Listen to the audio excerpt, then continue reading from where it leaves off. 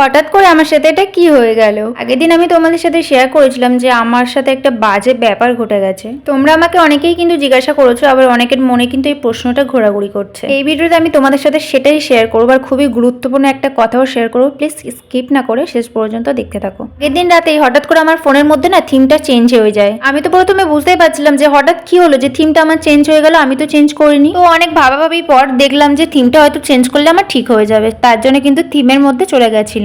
Normally আগে যখন theme change করেছি এরকম কিন্তু আমার সাথে হয়নি। কাল যখন আমি থিমটা চেঞ্জ করতে গেলাম, আমার কিন্তু ওখানে গুগলের পাসওয়ার্ড চাইছিল আর একটা জিমেল আইডি চাইছিল, আর আমি তো সেই মতন জিমেল আইডিটা ওখানে ক্রিয়েট করলাম, আর পাসওয়ার্ডটা আমার মনের মতন দিয়েছিলাম, কারণ আমার পাসওয়ার্ডটা আমি কিন্তু ভুলে গেছিলাম। তারপর কিছুক্ষণের মধ্যে দেখি আমার হোয়াটসঅ্যাপটা পুরোপুরি উড়ে গেছে, আর আমার সেটিংসের মধ্যে কিন্তু একটা জিমেল অ্যাড হয়েছে। আমি তো একদম অবাক, কি করে এটা হলো আর কি করে এটা পসিবল। জানি না তোমাদের সাথে এরকম কখনো কিছু হয়েছে কিনা, আর আমার সাথে কিন্তু এই ফার্স্ট টাইম হলো। আমি তো বুঝতেই পারলাম না যে আমার সাথে কি হয়ে গেল এটা। ওখানে যে জিমেলটা ক্রিয়েট হয়েছিল সেই জিমেলে আমার কোনো জিমেলই নেই, আর আমার পুরো নামেও না, একদম অন্যরকম একটা জিমেল ক্রিয়েট হয়ে গেছিল। অনেক ভয় পাওয়ার কারণে আমার ফোনটাকে রেস্টার্ট মারতে হয়েছে, সেই কারণে আমার ফোনের থেকে কিন্তু বিভিন্ন রকমের যে ভিডিওস আমি ক্রিয়েট করে রেখেছিলাম সেগুলো সব ডিলিট হয়ে গেছে। আর এই দুদিন খুবই টেনশনের মধ্যে ছিলাম, সেই কারণে তোমাদের সাথে ঠিকঠাকভাবে ভিডিও পোস্ট করতে পারিনি। আশা করি আবার সবকিছু ঠিক হলে আবার পোস্ট করবো। শেষে একটাই কথা বলার, কোথাও কিছু দিতে গেলে ভালোভাবে দেখে তারপরে কিন্তু বসাবে।